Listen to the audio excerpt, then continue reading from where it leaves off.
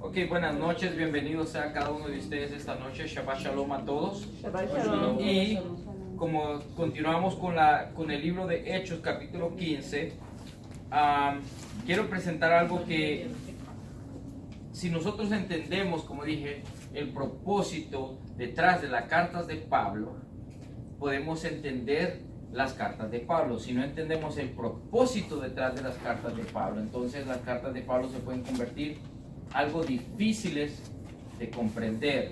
Entonces vamos a tomar un ejemplo hoy en Primera de Pedro, capítulo 3, Primera de Pedro 3, del 15 al 17. That's 1 Peter chapter 3 and verses 15 through 17. Ok, dice en Primera de Pedro, y este es referente a Pablo. Aquí Pedro nos está dando, oiga bien, nos está dando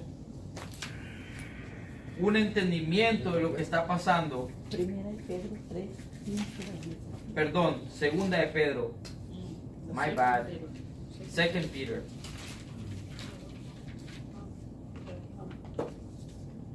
Ok, entonces, ¿qué pasa? Perdón por eso, Segunda de Pedro.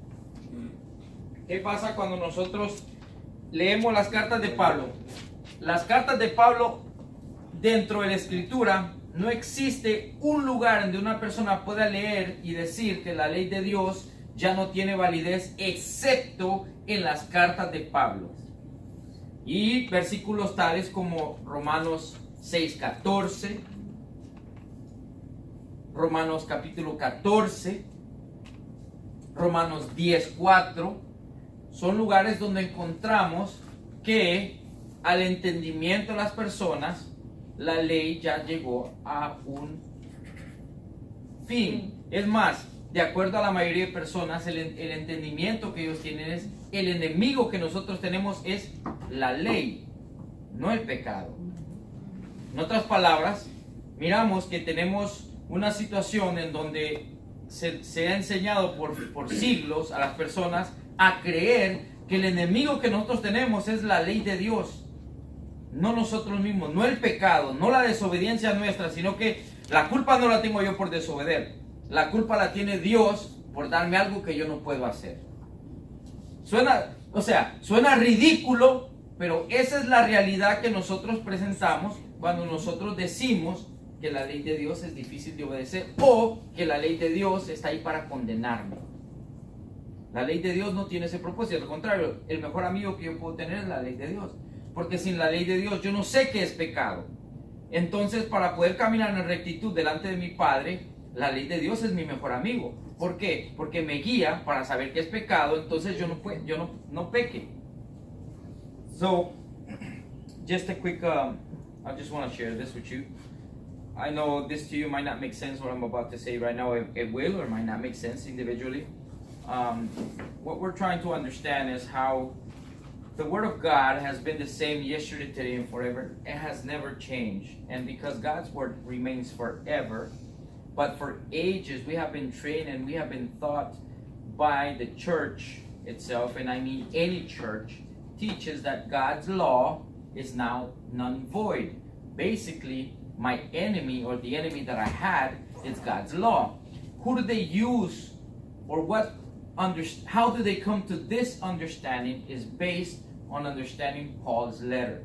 The understanding of Paul's letter to most people, it's a very difficult thing to do. They find it easy to understand, but in reality, Paul is one of the most difficult guys to understand, because in order for you to understand Paul, the first thing you have to know is you have to know God's law.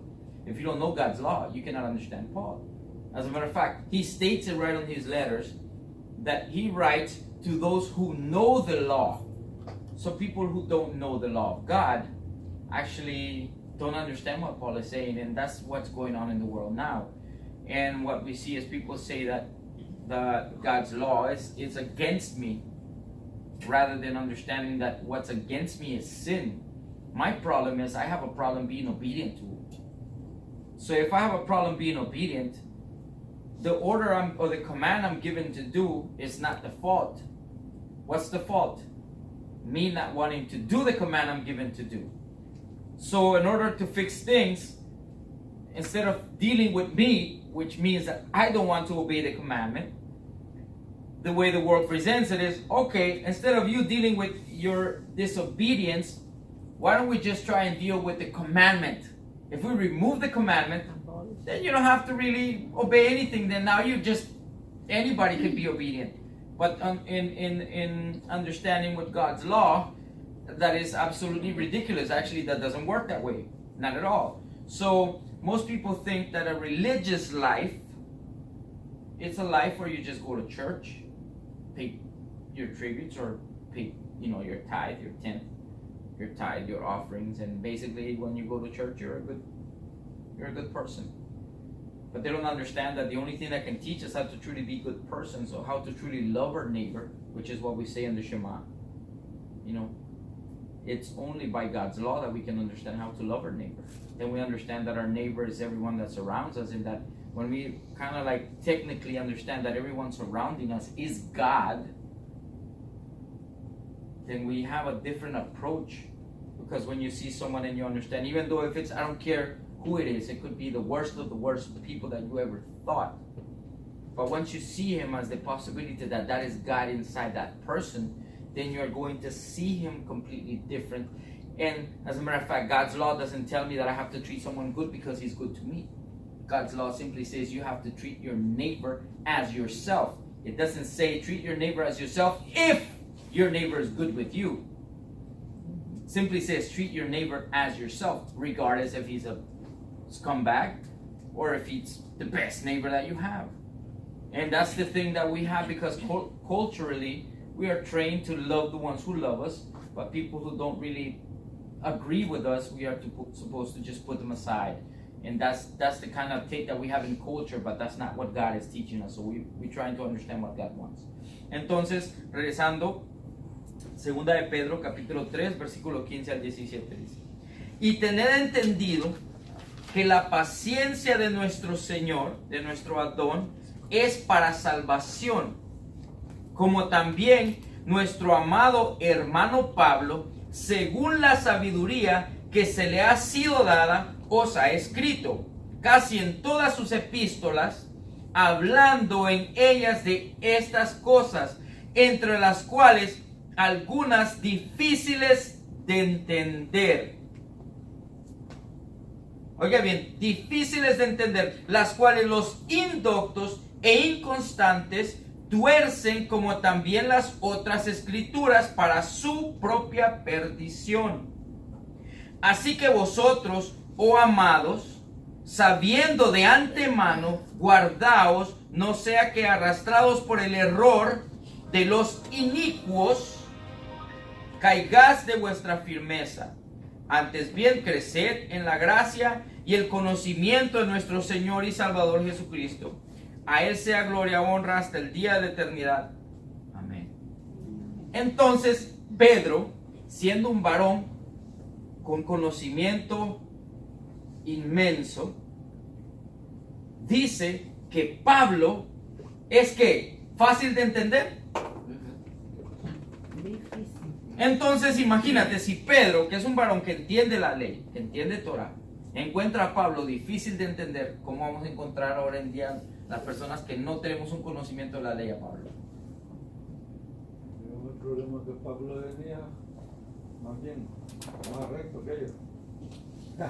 No, y aquí la situación no se trata de más recto, no, sino que lo que Pedro está dando a entender es, ok, una persona que es indocta, por eso es importante entender términos.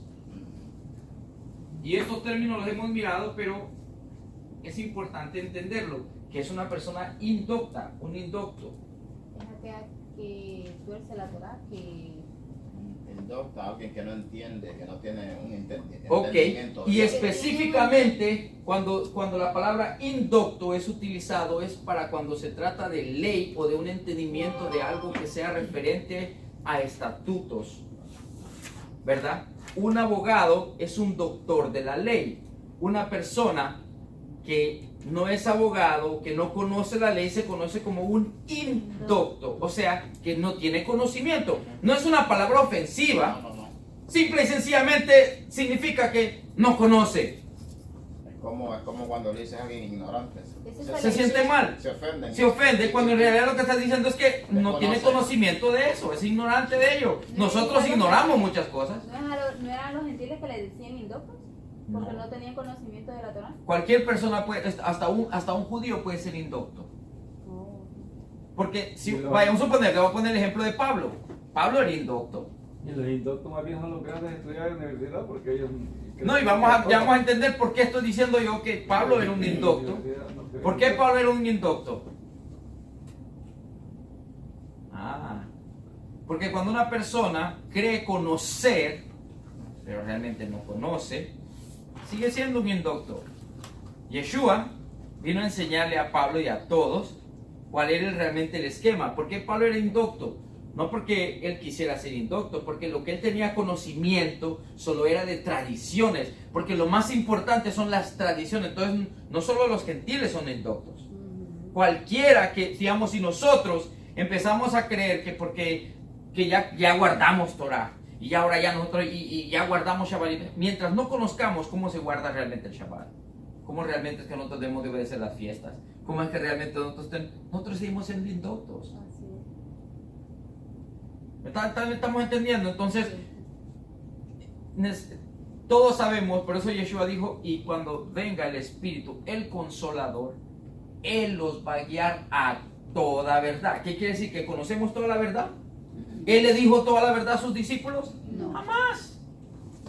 Porque no estaban dispuestos, no estaban listos.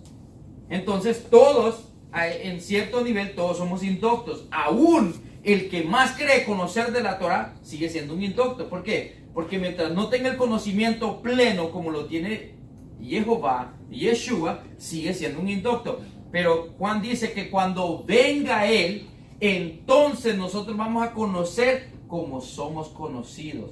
O sea que vamos a conocer todo como realmente es. Hasta ese entonces todos somos indoctos. Ahora, ¿qué pasa cuando los gentiles, aquella persona que está afuera, no tiene ese conocimiento pleno? Entonces es un arma peligrosa, porque mira lo que dice Pedro, dice casi en todas sus epístolas, hablando de ellas, estas cosas, entre las cuales hay algunas difíciles de entender, las cuales los indoctos e inconstantes, ¿sabes qué es alguien inconstante? Alguien que se mueve como la ola del mar, como dice Santiago, el hombre que es movido por la ola del mar, ese no se sabe quién es, ese es peor que una culebra.